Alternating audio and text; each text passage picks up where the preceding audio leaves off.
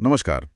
क्या आप जानते हैं कि खरीदने की ताकत के लिहाज से मतलब जिसे परचेजिंग पावर पैरिटी या पीपीपी कहते हैं, भारत की अर्थव्यवस्था आज 17.5 ट्रिलियन डॉलर की है। जी हाँ, और इस हिसाब से भारत दुनिया की तीसरी सबसे बड़ी अर्थव्यवस्था है। बिल्कुल। ये बात थोड़ी चौंका सकती है ना, क्योंकि हम आमतौर पे जीडीपी का एक अलग ही आंकड़ा सुनते रहते हैं। हाँ, और वही आज हमारी बातचीत का मुद्दा है। हमारे पास जो जानकारी है वो भारत की आर्थिक स्थिति पर, खास तौर पर जीडीपी को मापने के इन दो अलग-अलग तरीकों, नॉमिनल और पीपीपी पर ही फोकस करती है। अच्छा। इसमें एक डिटेल्ड एनालिसिस है और साथ ही एक बहुत बड़ी global firm Ernst and young यानी ईवाई उसकी एक रिपोर्ट का भी जिक्र है। उसमें भविष्य को लेकर कुछ बहुत दिलचस्प अनुमान है। तो आज का अपना लक्ष्य साफ है। हम समझेंगे कि ये नॉमिनल और पीपीपी जीडीपी में क्या फर्क है, पीपीपी के हिसाब से भारत आज कहाँ खड़ा है और आगे के लिए क्या अंदाजे लगाए जा रहे हैं। बिल्कुल, चलिए इस विषय में थोड़ा गहराई से उतरते हैं। जरूर। तो सबसे पहले यही समझना अहम है कि किसी देश की इकोनॉमी को नापने के ये दो मुख्य तरीके नॉमिनल जीडीपी और पीपीपी जीडीपी हैं क्या और क्यों हैं। ठीक है, तो नॉमिनल से शुरू करें।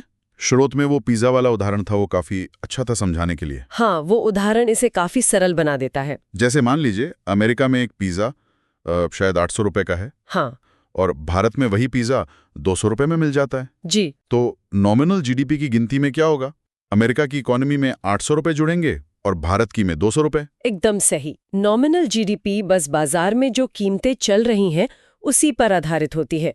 वो ये देखती है कि कुल कितना पैसा खर्च हुआ। अच्छा, सिर्फ पैसा? हाँ, इस लिहाज से अमेरिका में ज्यादा पैसे खर्च हुए तो नॉमिनल जीडीपी में उसका हिस्सा ज्यादा दिखेगा, भले ही दोनों जगह एक एक पिज्जा ही बिका हो। मतलब ये असल में कितनी चीजें या सेवाएं इस्तेमाल हुई उस पर उतना ध्यान नहीं देता। नहीं, उतना नहीं।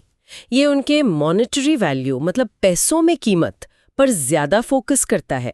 इसीलिए हम अक्सर सुनते हैं कि भारत की नॉमिनल जीडीपी करीब 4.5 ट्रिलियन डॉलर्स है, जबकि अमेरिका की वो तो करीब 30 ट्रिलियन डॉलर के आसपास है। ये अंतर तो बहुत बड़ा है नॉमिनल में। जी हाँ। तो ये तो हुआ नॉमिनल। अब आते हैं पीपीपी पर, परचेजिंग पावर पैरिटी। यहाँ तो नजरिया बिल्कुल अलग है ना? हाँ, यहाँ नजरिया काफी अलग है। पीपीपी इस बात पर ध्यान देता है कि पैसे से असल में क्या और कितना खरीदा जा सकता है। मतलब पैसे की असली ताकत। बिल्कुल, उसकी वास्तविक क्रय शक्ति। उसी पिज्जा वाले उदाहरण पर वापस जाएं तो पीपीपी ये देखेगा कि भाई अमेरिका में 800 रुपए में एक पिज्जा मिला और भारत में 200 रुपए में एक पिज्जा। हाँ।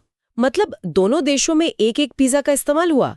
पीपीपी कीमतों के इस अंतर को आप कह सकती हैं एडजस्ट कर देता है। अच्छा, एडजस्ट कर देता है। हाँ, ताकि हम ये देख सकें कि असल में कितनी वस्तुओं और सेवाओं का उत्पादन या उपभोग हो रहा है। तो ये एक तरह से जैसे अलग अलग देशों में जो कॉस्ट ऑफ लिविंग का फर्क होता है उसको बराबर करने जैसा है, ताकि हम इकोनॉमी की सही तुलना कर सकें। हाँ, आप मोटे तौर पर ऐसा समझ सकते हैं। पीपीपी इसीलिए जरूरी माना जाता है क्योंकि ये दिखाता है कि किसी देश के लोग अपनी करेंसी से अपने ही देश में कितना सामान और सेवाएं खरीद सकते हैं। ये उन चीजों के लिए ज्यादा मायने रखता है जिनका इंटरनेशनल ट्रेड नहीं होता, जैसे घर की सेवाएं, बाल कटवाना या वही पिज्जा।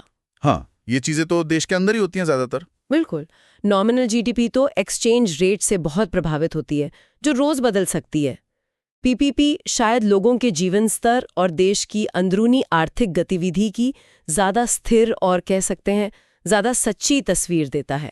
अच्छा। स्रोत भी यही कहते हैं कि कई इकोनॉमिस्ट इसे अर्थव्यवस्था की असली ताकत और आम लोगों के रहन सहन के स्तर को मापने का बेहतर तरीका मानते हैं। ये दिलचस्प है। मतलब पीपीपी जो है वो घरेलू बाजार की गहराई को बेहतर पकड़ता है। हाँ बिल्कुल। स्रोत में जर्मनी और जापान का भी जिक्र था। नॉमिनल जीडीपी में तो वो भारत से आगे हैं, पर पीपीपी के हिसाब से मामला अलग क्यों हो जाता है? हाँ, स्रोत इस तरफ इशारा करता है कि जर्मनी और जापान जैसे देशों की नॉमिनल जीडीपी भले ही ज्यादा हो, लेकिन उनकी अर्थव्यवस्थाएं एक्सपोर्ट पर मतलब निर्यात पर बहुत ज्यादा निर्भर हैं। अच्छा। वो अक्सर महंगी चीजें बेचते हैं जिनकी कीमत इंटरनेशनल मार्केट में ज्यादा होती है।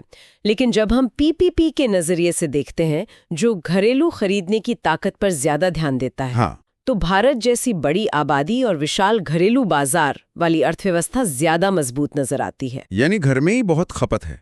जी, और स्रोत ये भी कहता है कि कुछ विकसित देश अपनी मैन्युफैक्चरिंग का बड़ा हिस्सा चीन जैसे देशों में आउटसोर्स करते हैं, फिर तैयार माल को अपने ब्रांड से बेचते हैं। समझ गया। तो इस पीपीपी वाले पैमाने पर भारत की अभी क्या स्थिति है? आपने शुरू में $17.5 ट्रिलियन बताया था। दुनिया में कहाँ हैं हम इस हिसाब से? जी, आंकड़े वाकई बहुत प्रभावशाली हैं।